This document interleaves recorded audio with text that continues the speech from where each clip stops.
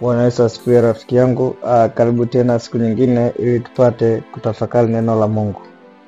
Mungu Baba, katika jina la Yesu Kristo wa Nazareti, Mungu aliye hai, tunaomba neema yako ipate kuwa pamoja nasi na Roho wako Mtakatifu apate kuwa kiongozi na mwalimu wetu tunapoenda kutafakari neno lako siku ya leo.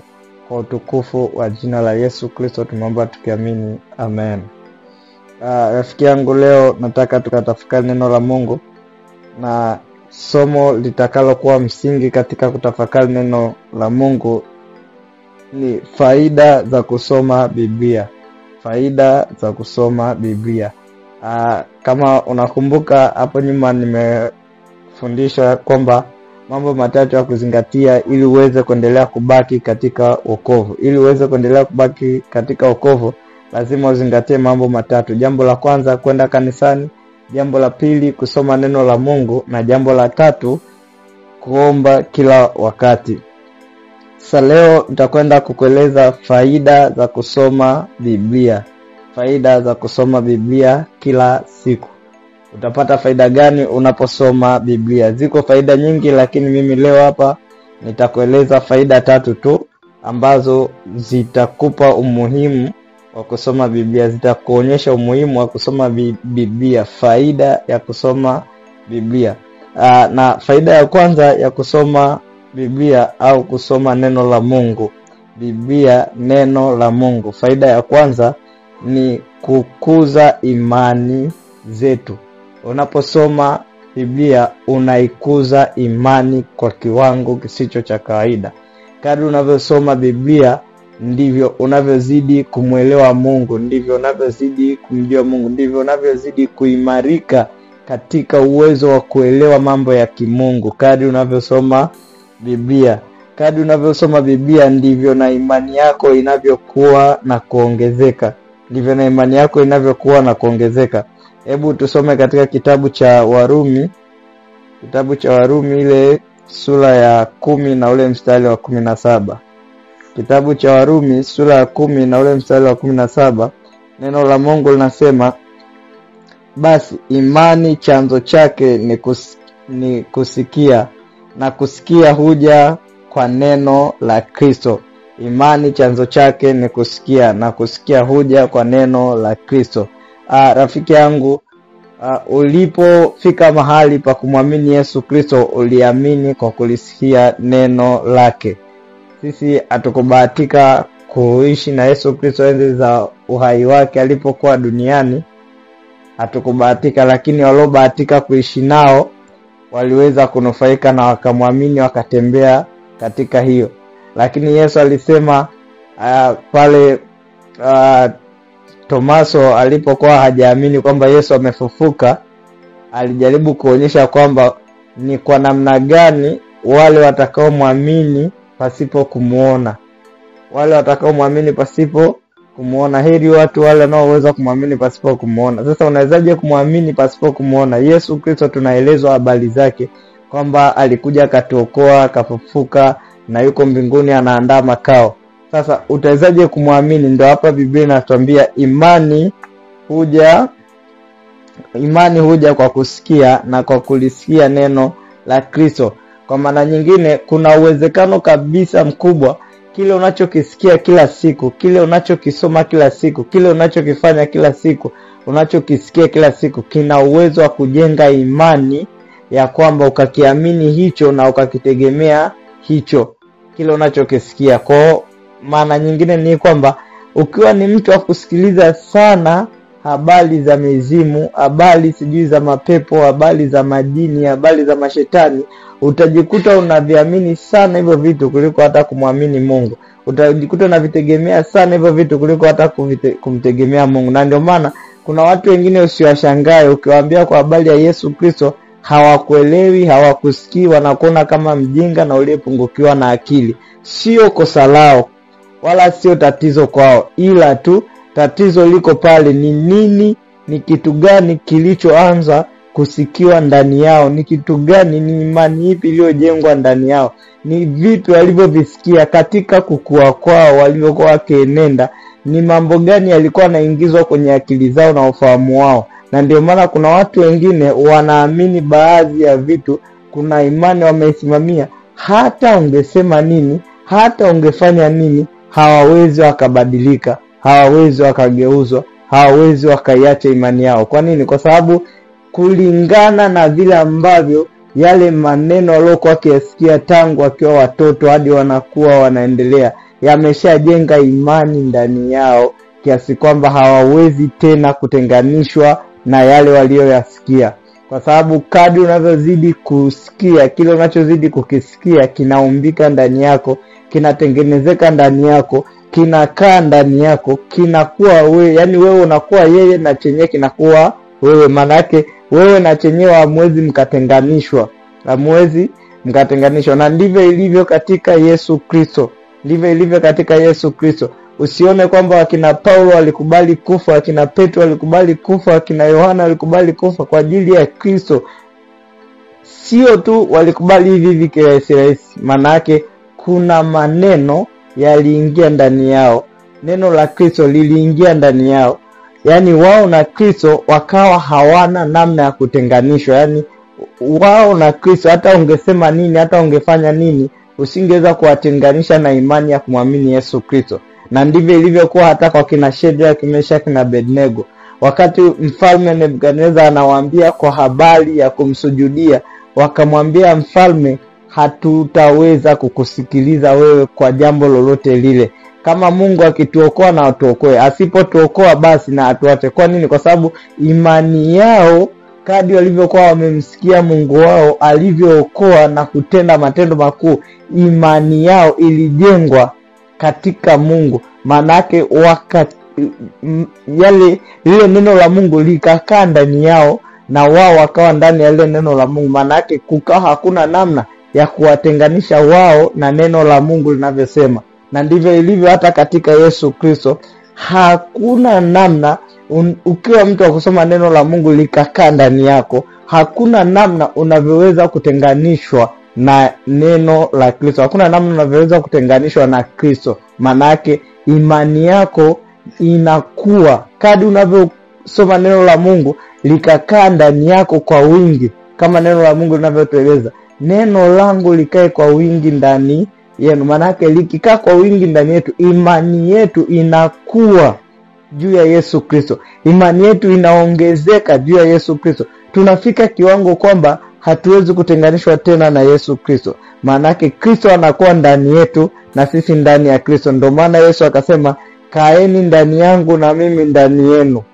Anapomaanisha kukaa ndani ya Kristo, sisi tunawezaje kukaa ndani ya Kristo? Maana yake kwa kulisoma neno lake, kwa kulisoma neno lake. Kwa hiyo rafiki yangu, kuna vitu vingine lazima tujue kwamba ili tuweze kuimarika katika imani zetu, ili imani yetu iweze kukua na kuongezeka, lazima tuweze kubali kukaa ndani ya Yesu Kristo. Tunakaaje ndani ya Yesu Kristo? Kwa kulisoma neno la Mungu. Kwa hiyo moja ya faida ya kusoma neno la Mungu, imani zetu zinakuwa na kuongezeka. Imani zetu zinakuwa na kuongezeka. Imani zetu zinakuwa na kuongezeka. Rafiki yangu, kitu kingine unachotakiwa kujua ni kwamba nilikueleza kwamba yale mambo matatu ya kuzingatia ili uweze kuendelea katika wokovu. Moja jambo nililokueleza ni maombi, kwamba kuomba kila wakati. Kuomba kila wakati ni moja jambo nililokueleza, kuomba kila wakati. Rafiki yangu, kuna namna unaweza kuwa unaomba sana, unaweza kuwa unajibidisha sana katika kuomba, lakini ukiwa ni mtu wa kuomba pasipo neno la Mungu, maana yake kuna mahali utapungua. Imani yako haitakuwa na, yani maombi yako hayatakuwa na matokeo, kwa sababu una uhaba wa imani. Una uhaba wa imani. Nimekueleza kadri unavyozidi kusoma neno la Mungu ndivyo imani yako inavyoongezeka, kama tulivyosoma kwenye Warumi 10 na ule mstari wa 17 kwamba imani huja kwa kusikia na kwa kusikia neno la Mungu, neno la Kristo. Manake unapolisikia neno la Yesu Kristo ndipo imani yako inaongezeka. Kama imani yako ikiwa kubwa, Yesu Kristo akasema, mkiwa na imani hata chembe, kama chembe ya haradali, mtaweza kuambia mlima huu ng'oka na ukatose baharini na ikatukia na ikawa. Kwa nini anasema hivyo? Kwa sababu anajua kwamba imani ina uwezo wa kuamrisha vitu vikatokea. So ukishakuwa na imani, kama hauna maombi, maana yake wewe utakuwa empty, hautaweza kufanya chochote. Lazima ile imani yako iwe na nguvu ya kudhihirisha vitu. Imani yako iwe na nguvu ya kudhihirisha vitu, na nguvu ya kudhihirisha vitu inapatikana katika maombi.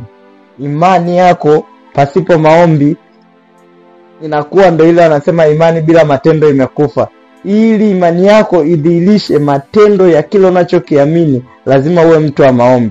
Na ili maombi yako yaweze kudhihirika, lazima uwe na imani. Kwa hiyo imani inajengwa katika kusoma neno la Mungu. Kadri unavyoongeza bidii kwenye kusoma neno la Mungu, ndivyo imani yako inaongezeka na kujengeka, kwa maana Yesu Kristo anazidi kujaa kwa wingi ndani yako, anazidi kuimarisha. Maana yake Yesu Kristo ni Mungu. Yesu Kristo akikaa ndani yako na Yesu Kristo ni Mungu, maana yake kuna namna fulani ya uungu unakaa ndani yako, unakuja ndani yako, unaingia ndani yako. Kuna namna fulani ya kuamini kwamba kila kitu kinawezekana, kila kitu it is possible, kila kitu unaweza, kila kitu. Kwa hiyo hali ikishaingia ndani yako, afu wewe ni mtu wa maombi, lazima maombi yako yawe na matokeo. Lazima maombi yako yawe na matokeo. Kwa hiyo tunaweza kuongeza imani zetu katika kusoma neno la Mungu. Hebu tusome kwenye hiyo Matendo ya Mitume 17 na mstari wa Matendo ya Mitume 17 na ule mstari wa 11 na 12. Neno la Mungu linasema, watu hawa walikuwa waungwana kuliko wale wa Tesalonike, kwa kuwa walilipokea lile neno kwa uelekevu wa moyo, wakayachunguza maandiko kila siku,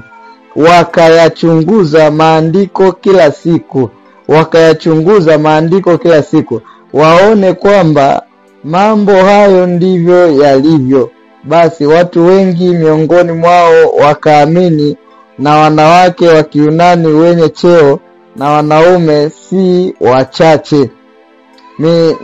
Nataka pale tupate kuona kwamba wakayachunguza maandiko kila siku, waone kwamba mambo hayo ndivyo yalivyo. Hawa walikuwa ni watu wa Beroya. Kwa nini alisema watu wa Tesaloniki kwamba watu hawa walikuwa? Tukianzia ile mstari wa 10 anasema, mara hao ndugu wakawapeleka Paulo na Sila usiku hata Beroya. Nao walipofika huko, wakaingia katika sinagogi la Wayahudi. Watu hawa walikuwa waungwana kuliko wale wa Tesalonike. Kwa nini anasema watu hao walikuwa waungwana kuliko wale wa Tesalonike? Wale watu wa Tesalonike walijaribu kutaka kuwaumiza na kuwajeruhi wakina Paulo, lakini walipofika kwenye ile nyumba ya Yosani hawakuwakuta. Ikabidi wamkamate Yosani na watu waliokuwa nao, wakakamata wakawapeleka mbele ya wakubwa, wakaeleza hoja zao na shtaka zao. Lakini Yosani wakamwachia, hawakumwachia hivi, akatoa dhamana ili aweze kutoka. Akatoa dhamana akatoka, na baadaye wakawachukua kina Paulo na Sila wakawapeleka Beroya. Wale watu wa Beroya walipofika kule, wao hawakuwafanyia hiana kama walivyofanya kule Tesalonike. Ukisoma huyo Yosani hakupelekwa hivi, alibulutwa. Maana yake hapo kuna vipigo, kuna nini, walibulutwa baada ya kuona neno la Mungu limehubiriwa kwa nguvu katika ule mji wa Beroya na mji wa Tesalonike, na watu wameokoka. Kwa hiyo rafiki yangu, unaona hao watu wa Beroya wenyewe waliposikia habari zile Paulo alivyokuwa akiwahubiria, wao wakaenda kuyachunguza maandiko, waone je, kile anachokihubiri ni sahihi, ni kweli. Wakayachunguza maandiko kila siku, kila alipoambia wakayachunguza maandiko, na baada ya kugundua wakaona kweli yale yaliyozungumzwa ni kweli na ni sahihi. Kwa hiyo tunaona kwamba kwa kulisoma neno la Mungu, imani zetu zinakuwa na kuongezeka. Moja ya faida ya kusoma neno la Mungu ni kwamba imani yako inaongezeka, unaikuza imani. Imani ina uwezo wa kukua na imani ina uwezo wa kufa. Maana yake imani ikifa, wewe utaishi vyovyote unavyotaka kuishi. Na imani ikikua, maana yake kuna vitu utaweza kuishi sawasawa na mapenzi ya Mungu. Imani ina uwezo wa kufa na imani ina uwezo wa kukua. Na kitu unachotakiwa kujua, maana yake imani ya kumwamini Yesu Kristo ikifa, hautobaki bila imani. Hakuna mtu asiyeamini. Maana yake kuna namna utaendelea kuamini ambako siko kwa kimungu. Hakuna mtu asiyeamini. Kila anayeishi hapa duniani anaamini. Hilo nalo ni somo nitakuja siku moja nikufundisha kwa habari ya imani. Hakuna mtu asiyeamini. Kila unayemuona hapa duniani, hata kama anaamini kula na kunywa tu, hiyo ndio imani yake, kwamba yeye anaamini kila na kunywa basi. Haamini kwa habari ya Yesu Kristo wala kwa habari ya Mungu, lakini anaamini tu akila na kunywa, akishiba na akilala basi. Yaani hiyo ndio imani yake. Basi hivyo ndivyo anavyoamini. Hauwezi ukaishi kwenye hii dunia kama uamini. Tusiende sana huko, tutakuja kufundishana siku nyingine. Kwa hiyo hawa watu wa Beroya, wao wakawa ni watu wa kuyachunguza maandiko kila siku, na kwa kuyachunguza maandiko wakapelekea kuamini kwamba kweli Yesu Kristo ni Bwana na Mwokozi wa maisha yetu. Na waliokoka watu wengi sana. Anasema basi watu wengi miongoni mwao wakaamini, na wanawake wa Kiyunani wenye cheo na wanaume si wachache. Watu wengi sana wakaamini kwa sababu walikubali kuyachunguza maandiko. Unaona una wasiwasi, una mashaka, ni kwa vile haujaongeza bidii katika kusoma neno la Mungu. Kuna vitu una mashaka navyo. Una mashaka kwa habari ya Yesu Kristo, una mashaka kwa habari ya imani ya Yesu Kristo, una mashaka kwa habari ya kumwamini Yesu Kristo, ni kwa sababu haujaongeza bidii katika kutafakari neno la Mungu, katika kusoma neno la Mungu. Laiti ungesoma neno la Mungu na ukayachunguza maandiko kwa kina, ungejua kwamba Yesu Kristo ni Bwana na Mwokozi wa maisha yako, na kwamba Yesu Kristo yupo karibu kurudi kwa ajili ya kutuchukua. Yupo karibu kurudi. Unyakuo upo karibu sana. Kama ungekuwa ni mtu wa kuyasoma na kuyachunguza maandiko, ungeweza kuelewa kwamba tuko katika nyakati za mwisho. Yesu Kristo yupo karibu kurudi. Bado kitambo kidogo sana, rafiki yangu. Usingekubali kuendelea kuishi unavyotaka kuishi. Usingekubali kuendelea kuishi kizembezembe. Usingekubali kuendelea kuishi ukitenda dhambi na kuishi maisha ya uovu.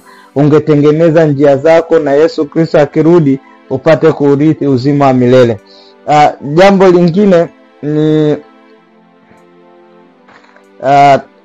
lingine, faida nyingine ni kwamba kwa kulisoma neno la Mungu tunapata maelekezo na tunasahihishwa, tunarekebishwa.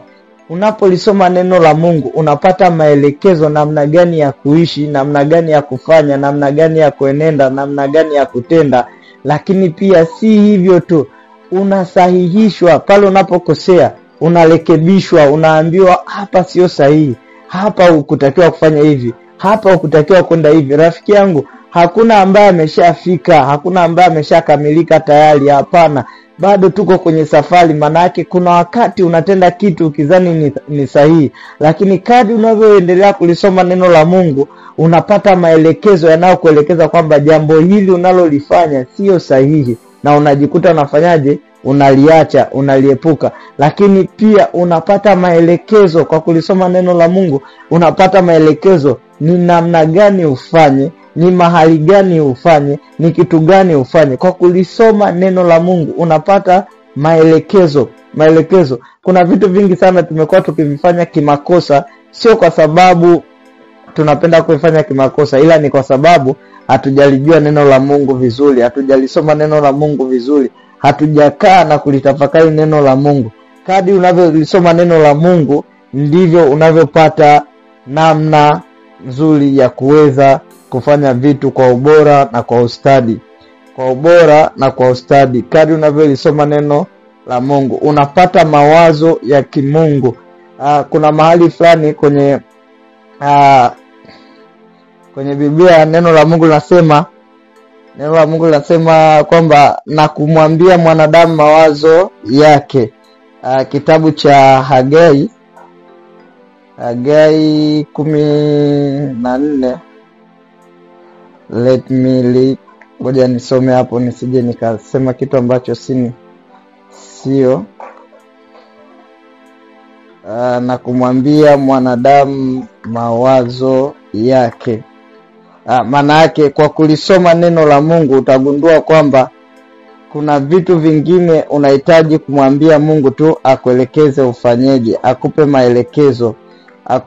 maelekezo nini cha kufanya. Maana yake Mungu huwa anatuambia sisi mawazo yetu, kile kinachotusumbua, kinachotusibu, tukiona hatuwezi, lakini Mungu yeye anaweza, na anajua kwamba ni nini tunahitaji na ni nini tukifanya mambo yote yataenda sawa.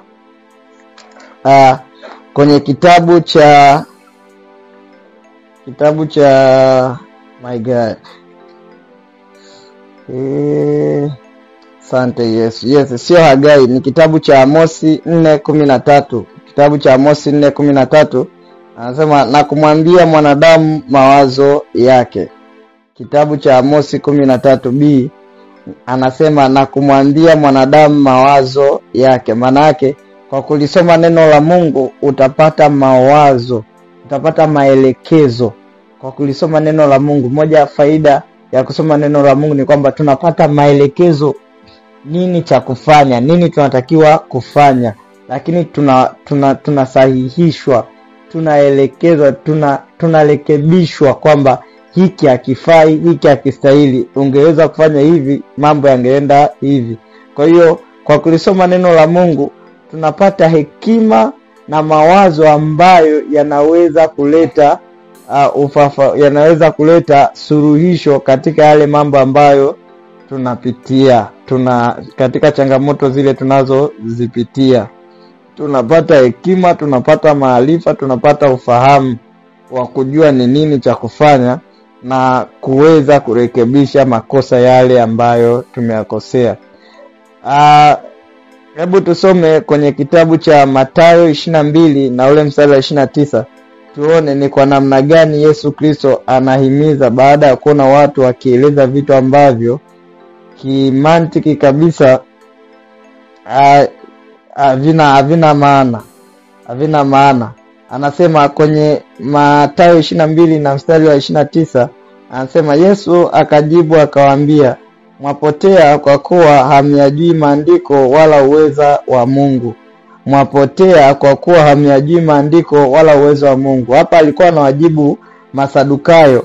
Tena ukiangalia hawa Masadukayo ni watu wasioamini kwa habari ya kiyama. Mstari wa 23 anasema siku ile Masadukayo, watu wasemao ya kwamba hakuna kiyama, wakamwendea wakamuuliza.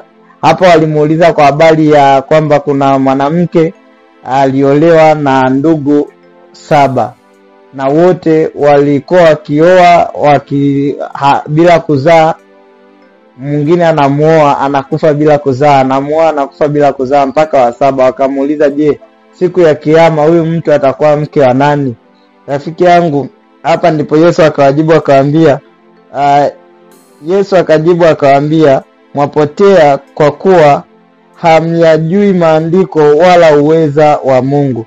Kwa hiyo kuna vitu vingine tunaweza kuwa tunavifanya kwa kutokujua maandiko wala uweza wa Mungu. Watu hawa kwanza hawaamini kwa habari ya kiyama, kwamba hakuna kiyama. Kwa hiyo ni watu wanafanya vitu pasipo kuelewa kwa nini wanafanya. Wana ujinga fulani ambao unawaaminisha kwamba hakuna kiyama. Wala siwezi kuwacheka watu hao, kwa sababu hata sasa hivi kuna watu bado wanaamini habari hizo. Wanajua kwamba hakuna ufufuo, kwamba yani mtu akifa ndo imeisha, hatofufuliwa.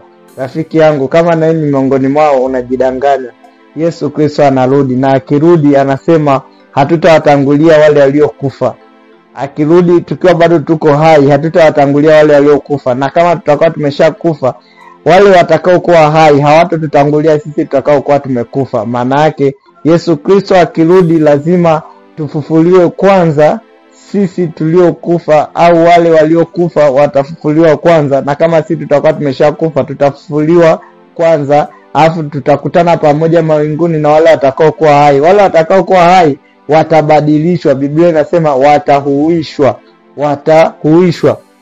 kuna somo moja ni refu sana, nitakuja nilifundishe, nasema kwa habari ya hatima ya mwili, nafsi na roho. Nini hatima ya mwili, nafsi na roho? Nitakuja nilifundishe, japo ni somo refu sana, lakini nitalifundisha hata kwa taratibu tupate kuelewana ili tuweze kujua tunaelekea wapi. Maana yake hapa nasema Yesu anawaambia, Yesu akajibu akawaambia, mwapotea kwa kuwa hamjui maandiko wala uweza wa Mungu. Watu hawa walikuwa hawaelewi chochote kwa habari ya ufufuo wala unyakuo. Watu hawa manake hawajalisoma neno, hawajasoma, imani zao bado ni dhaifu. Kwa nini? Hawajalisoma neno, hawana maelekezo ya kuelekeza,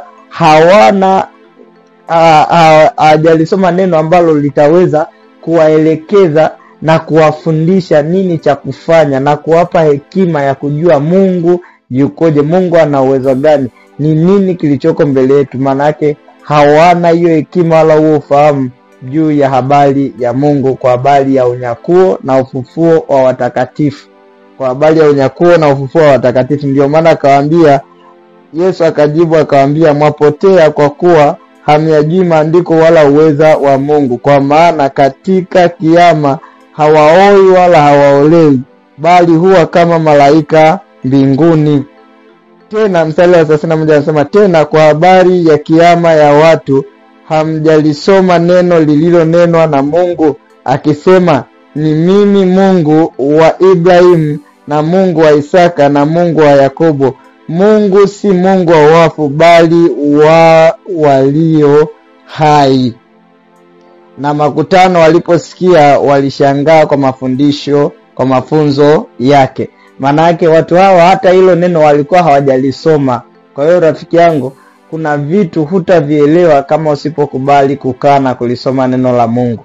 Kuna watu watakuja watakupotosha, watakutoa kwenye njia, kwenye mstari, kama hautokaa na kulisoma neno la Mungu. Ndio maana nakwambia, ili uweze kuendelea mbele, hakikisha unazingatia vitu vitatu: kusoma neno la Mungu, kuomba kila wakati, na kwenda kanisani kufanya ibada kila inapotakiwa kufanya ibada, kwenda kanisani, kusoma neno la Mungu na kuomba. Ukizingatia hivi vitu, lazima uweze kuendelea mbele katika wokovu. Kwa watu hawa light wangekuwa ni watu wa kulisoma na kulitafakari neno la Mungu, wasingeweza kuuliza swali la namna hii la kipuuzi na la kijinga, kwa sababu mahali hapa walionyesha kwamba hawaelewi Mungu ni Mungu wa namna gani.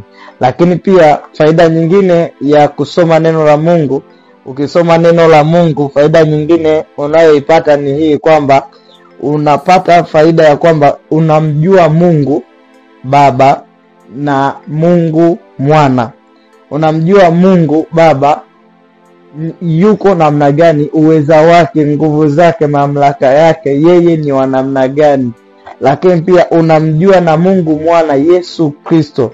Unamjua na Yesu Kristo kwamba yeye ni nani na ana uwezo gani na ana mamlaka gani katika nafasi yake hiyo.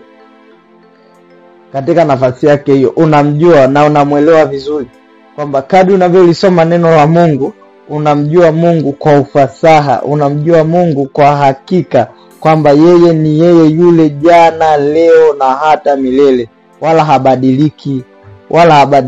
Yeye ni yeye yule jana, leo na hata milele, habadilishwi na chochote. Rafiki yangu, hapa nitakupa tu kitu kidogo cha kuweza kuona ukuu na uwezo wa Mungu kikawaida. Maana nikikueleza kwamba Mungu aliumba mbingu na nchi na nini, kuna wakati mwingine unaweza ukaona kama ni vitu vya nadharia, vya kusimulika na visivyokuwa na mantiki.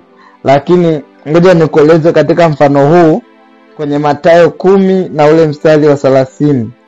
Mathayo 10 mstari wa 30, neno la Mungu linasema, lakini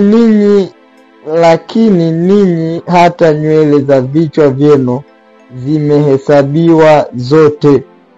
Kianza na mstari wa 29 anasema, je, mashomoro wawili hawauzwi kwa senti moja?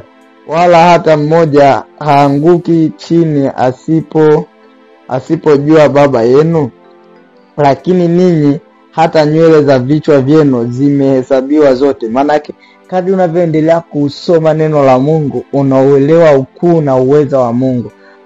Unamwona Mungu jinsi anavyokuthamini na anavyokujali, kiasi kwamba hata nywele za kichwa chako, hata nywele za kichwa changu, Mungu anazijua idadi yake.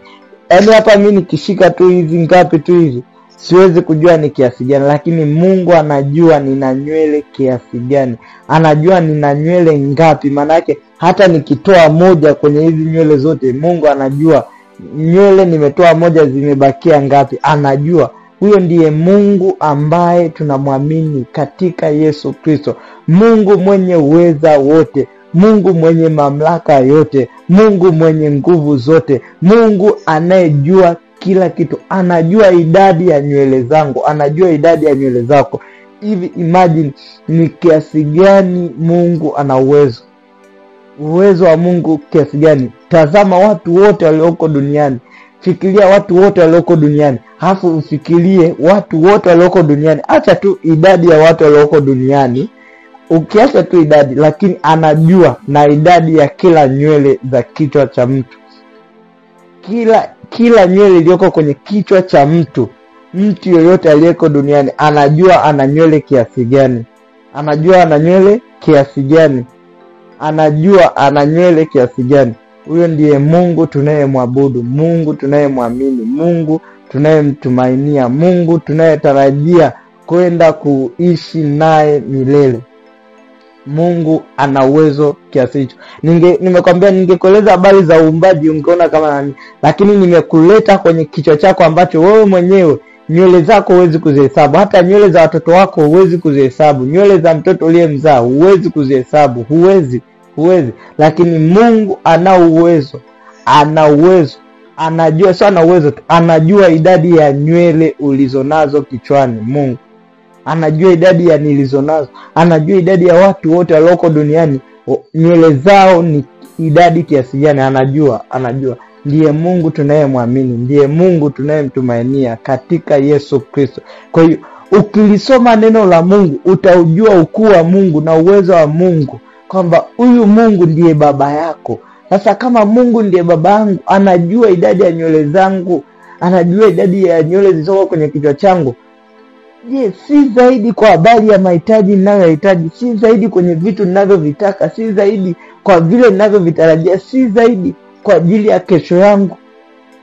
Anajua. Manake anaelewa. Kwa manake ndio maana anaendelea hapa, anasema, ukisoma hapo ukiendelea mstari wa 61 anasema, msiogope basi, bora ninyi kuliko mashomoro wengi. Anasema msiogope basi. Manake anakuonyesha kwamba uwezo wa Mungu ni mkubwa sana. Kama anajua idadi ya nywele zilizoko kichwani, hawezi kushindwa kukulinda, hawezi kushindwa kukutunza, hawezi kushindwa kukuhifadhi, hawezi kushindwa kukupa afya, hawezi kushindwa kukuacha uangamie. Hawezi. Lazima atakulinda, lazima atakutunza, lazima atakuhifadhi, lazima atakupa mahitaji yako yote. Uweza wa Mungu tunayemwamini, uweza wa Mungu tunayemwamini katika Yesu Kristo. Lakini unapolisoma neno la Mungu, unamjua Yesu Kristo mwana wa Mungu. Unamjua Yesu Kristo mwana wa Mungu. Unamjua Mungu mwana, kwa maana nyingine Mungu mwana, Yesu Kristo wa Nazareti. Unamjua ana uwezo gani, ana nguvu gani, ana mamlaka gani. Ukisoma katika hiyo Mathayo 11 mstari wa 28, Mathayo 11 mstari wa 28 na 29, neno la Mungu linasema, njooni kwangu ninyi nyote msumbukao na wenye kulemewa na mizigo, nami nitawapumzisha. Jitieni nira yangu, mjifunze kwangu, kwa kuwa mimi ni mpole na mnyenyekevu wa moyo, nanyi mtapata raha nafsini mwenu, kwa maana nira yangu ni laini na mzigo wangu ni mwepesi. Tumemalizia na mstari wa 60. Anasema njooni kwangu ninyi nyote msumbukao na wenye kulemewa na mizigo, nami nitawapumzisha. Maana yake Yesu Kristo uweza alionao, anao uwezo wa kuchukua kila aina ya mzigo ulionao, kila aina ya mzigo nilionao, kila aina ya jambo lolote linalonisumbua na kunitesa, Yesu Kristo ana uwezo wa kulibeba, ana uwezo wa kulichukua, ana uwezo wa kuliondoa. Na anasema kwenye mahali pengine utasikia neno la Mungu linakwambia, kama wewe unakuwa ni mtu wa kusoma neno sasa, ndivyo pala unakutana na mahali amekwambia njooni kwangu ninyi nyote mnaosumbuka na kulemewa na mizigo. Kuna mahali pengine neno la Mungu linasema alichubuliwa kwa ajili yetu, alipigwa kwa ajili yetu, aliteswa kwa ajili yetu, aliuchukua udhaifu wetu wote, alichukua masikitiko yetu yote, alichukua huzuni zetu zote, alichukua udhaifu wetu wote. Nani huyo? Yesu Kristo. Ndio maana hapa anatoa wito, anasema njooni kwangu ninyi nyote mnaosumbuka na kulemewa na mizigo. Alichukua magonjwa yote. Njooni kwangu ninyi nyote mnaolemewa na mizigo, nami nitawapumzisha. So wonderful. Yani namfurahia sana huyo Mungu, namfurahia sana huyo Yesu Kristo. Ukisoma neno la Mungu, ukamjua Mungu jinsi alivyo na uweza na mamlaka yake, utabaki unasema haleluya Bwana, unamtukuza Mungu. Huyu Yesu ni mzuri sana, huyu Yesu ana nguvu, huyu Yesu ana uweza. Namfurahia sana huyu Yesu katika mambo ambayo ameyatenda juu ya maisha yangu, vitu ambavyo amefanya kwenye maisha yangu. Namfurahia sana huyu Yesu.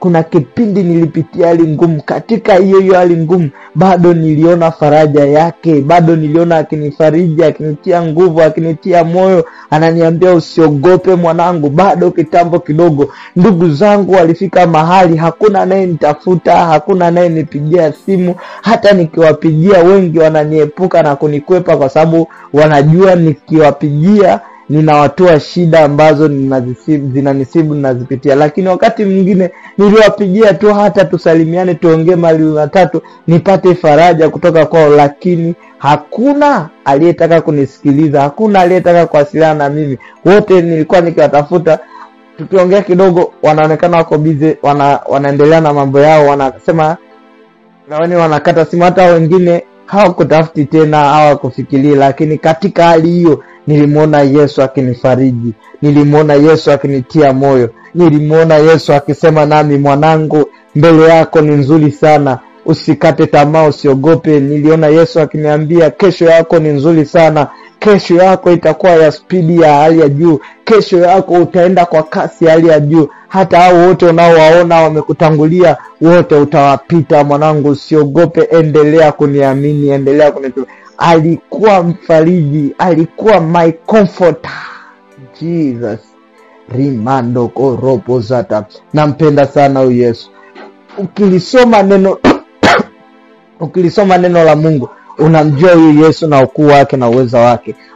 Ukilisoma neno la Mungu, unajua Yesu ni nani. Rimanda karapo zata. Anasema yeye ni Baba wa milele, yeye ni mfalme wa amani, yeye ni Mungu mwenye nguvu, yeye ni mshauri wa ajabu. Alikuwa akinishauri nini cha kufanya, alikuwa akinielekeza. Hata sasa bado ananishauri nini cha kufanya, bado ananielekeza namna ya kuishi, bado ananiambia nini nifanye, bado ananihudumia kama Baba wa milele, bado ananitunza kama Mungu mwenye nguvu, ananilinda kama Mungu mwenye nguvu. Hakuna cha kunidhuru, hakuna cha kunitesa, hakuna. Yeye ni Baba kwangu, yeye ni Mungu mwenye nguvu. Lakini ananiambia tena yeye ni mfalme wa amani. Kila anapoona kuna jambo linataka kuondoa amani juu yangu, ananisaidia, ananijaza nguvu,